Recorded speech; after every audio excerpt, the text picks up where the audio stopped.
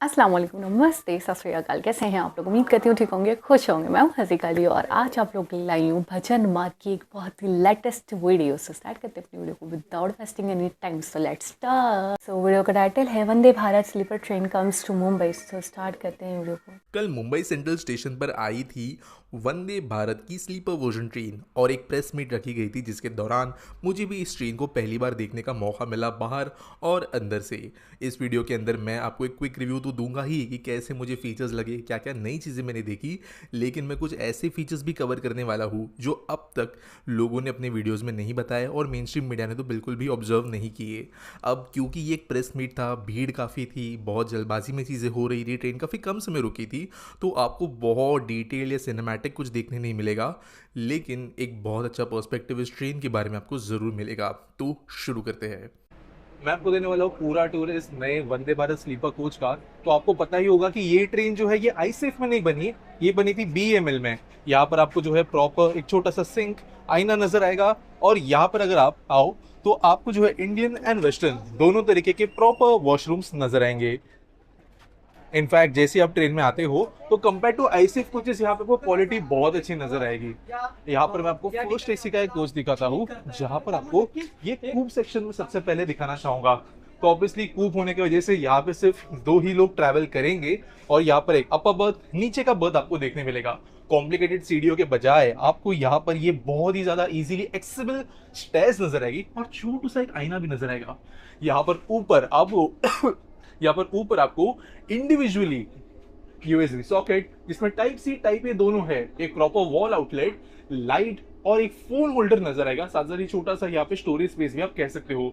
इसके अलावा आपको यहाँ पर ये जो पीस है वो अलग नजर आएगा और साथ साथ अगर हम नीचे की बर्थ की बात करें तो यहाँ पर एक सेंटर आर्म रेस्ट है और आपको यहाँ पर वापस फिर से एक वॉल प्लग यूएसबी दोनों तरीके की लाइट जो है ये नजर आएगी। यहाँ पर एक छोटा सा सेंटर टेबल भी है जहां पर बॉटल होल्डर्स की सुविधा है और अटेंडेंट को बुलाने के लिए बटन, क्योंकि ये फर्स्ट एसी है और बाकी अपने सारे जो नॉर्मल बटन होते हैं वो यहाँ पर दिए गए हैं।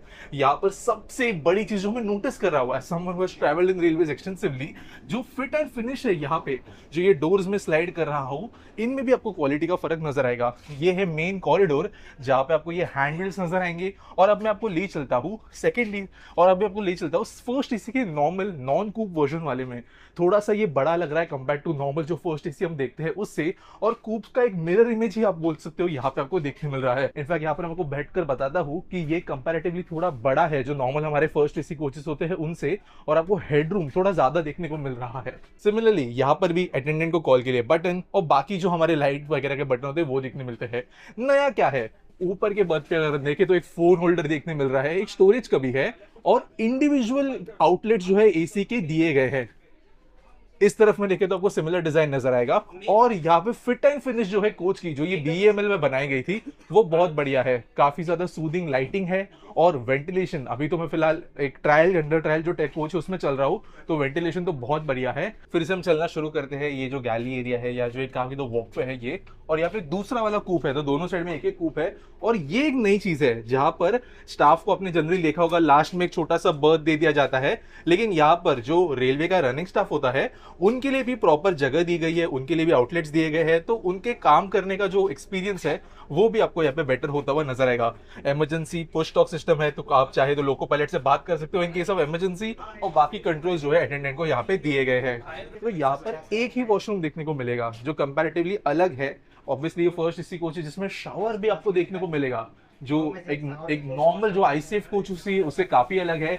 बीएमएल ने यहाँ पे अपना बनाया है और शायद ये सामने बेबी डायपर चेंजिंग स्टेशन भी बनाया गया है। यहाँ पे एक और नई चीज जो आपको नॉर्मल हमारे 2AC में देखने नहीं मिलती, that is an arm rest. तो जो 4 लोग सफर करेंगे इस वाले कॉर्नर में काइंड ऑफ एक हर किसी को अपना अपना इंडिविजुअल स्पेस मिल जाएगा। और ऑब्वियसली मैंने बाकी फीचर्स जो उसके बारे में तो आपको बात करके बताई ही थी, तो एक एक्सपीरियंस यहाँ पे अलग होने वाला है। बाकी जो टेक्निकल फीचर है वो ट्रेन के उसके बारे में तो हम बात करेंगे ही, जिसकी वजह से ये जर्नी बहुत स्मूथ, ऑब्वियसली फास्ट और एक बेहतर ट्रेन सेट जो ये बना है उसके अंदर होगी। विंडो के अंदर आपको शेड्स भी देखने मिलेंगे, अगर आपको धूप लगती है तो आप इन शेड्स का इस्तेमाल कर सकते हो। और नीचे आपको बॉटल होल्डर्स देखने मिलेंगे और साथ साथ टेबल के अंदर इंटीग्रेटेड भी है। एक और नई चीज जो यहाँ पे देखने मिल रही है वो है ये गार्बेज कॉम्पैक्टर। तो आप जानते हो जनरली जो गार्बेज बैग्स होते हैं वो जल्दी से भर जाते हैं, ट्रेन में उसका जैसे कचरा होता है, यहाँ पर एक कॉम्पैक्टर दिया गया है, यानी जब इसके अंदर गार्बेज बैग्स को डाला जाएगा तो वो कंप्रेस की जा सकेगी और स्पेस उसकी वजह से कम वो लेगी जब वो भर जाएगी तब। और ऑब्वियसली इसकी वजह से ट्रेन में ज़्यादा से ज़्यादा जो कचरा है वो कंट्रोल किया जा सकेगा।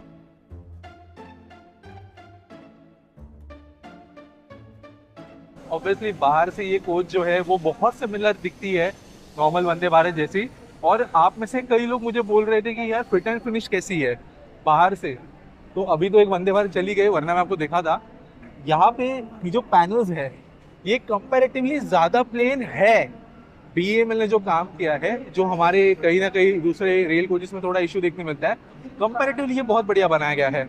यहाँ पे अभी तो फिलहाल इसका वॉशिंग वगैरह होना है, थोड़ा धूल वगैरह लगी हुई है, लेकिन अगेन यहाँ पर जो कोच बनकर आई है वो एक हाई स्टैंडर्ड की है, ऐसा मैं कंसिडर कर रहा हूँ। और ऑब्वियसली मेरे लिमिटेड एक्सपीरियंस के साथ मैं ऑब्जर्व कर रहा हूँ, उम्मीद करता हूँ भारतीय रेल जो है आगे जाकर ऐसे ही कई मुकाम हासिल करती रहेगी और हमें ऐसी ढेर सारी ट्रेन देखने मिलेगी, ऐसे ही स्लीपर वर्जन्स में और कई दूसरे वर्जन्स में भी। जिनको पता नहीं है, जो पहले वाली वंदे भारत थी उसमें जो कंट्रोल पैनल्स और कैब के अंदर की कई चीज़ें होती थी वो बीएमएल बना दी थी, और बाकी ट्रेन जो है वो आईसीएफ में बनती थी, लेकिन ये पूरी ट्रेन जो है वो बीएमएल ने बनी है। तो ऑब्वियसली यहाँ पे फिट एंड फिनिश अगेन आपको जो है बेहतर देखने को मिलेगा। और जो फीचर्स थे पहले वाले वंदे भारत में, जैसे जो सनशेड दिया गया है और बेटर सीट्स वगैरह दी गई है, वो भी यहाँ पर आपको देखने को मिलेंगी। तो लोको पायलट जो है उनका कंफर्ट भी यहाँ पे बेटर होगा। और ऑब्वियसली जो मॉडर्न टेक्नोलॉजी भी रेलवेज धीरे धीरे इंप्लीमेंट कर रही है सेफ्टी के लिए, ऑपरेशंस के हिसाब से, उसके लिए ये लेस होगी।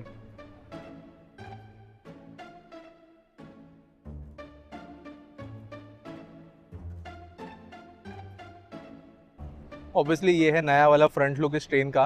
कैटल गार्ड जो होता है वो फिलहाल रिमूव किया गया है, ट्रेन अंडर ट्रायल्स है, तो ऑब्वियसली कई सारे कारणों की वजह से ट्रेन को जो है बार बार शंट करने की ज़रूरत पड़ती होगी, तो इसके जैसे कैटल गार्ड रिमूव्ड है। लेकिन कई सारे पिक्चर्स हमारे पास में है जिसमें कैटल गार्ड भी लगाया गया है, और मे बी अगर दूसरे साइड में कैटल गार्ड होगा तो जब ट्रेन यहाँ से जाएगी तब मैं आपको वो विजुअल्स जो है वो दिखा दूंगा।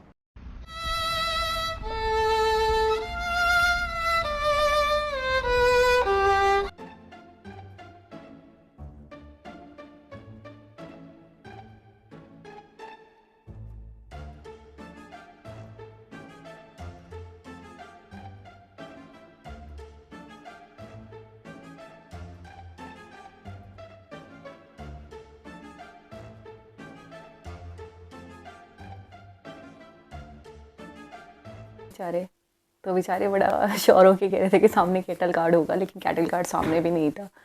खैर है, लेकिन वंदे भारत अपने आप में बड़ी चमचमाती हुई थी, बड़ी ही, क्योंकि इससे पहले भी मैं वंदे भारत देख चुकी हूँ, लेकिन इस वंदे भारत का लुक वाकई बहुत हाई फाई लग रहा था। अंदर बहुत सारे एडवांस फीचर हैं और सफाई सुथराई, जाहिर सी बात है अभी तो न्यू है, तो मैं यही कहना चाहूँगी कि इसको इसी कंडीशन में रखें साफ़ सुथरा। वैसे तो बोलने की ज़रूरत नहीं है, लेकिन एक पब्लिक सर्विस मैसेज है मुझे देना तो ये चीज़ें सिर्फ़ और सिर्फ पब्लिक के लिए होती हैं, तो पब्लिक इसका जितना ख्याल रखे, जितना साफ़ सुथरा रखे, अपनी आने वाली नस्लों के लिए भी ऐसे ही रखे तो बहुत बेहतरीन होगा, बहुत ही बढ़िया होगा। और इसे ही कहते हैं एक पढ़ी लिखी कौम। और वंदे भारत के हवाले से मैं अगर इन शॉर्ट बोलूँ वंदे भारत के हवाले से, तो वंदे भारत इंडिया का फ़ख्र है, प्राउड है।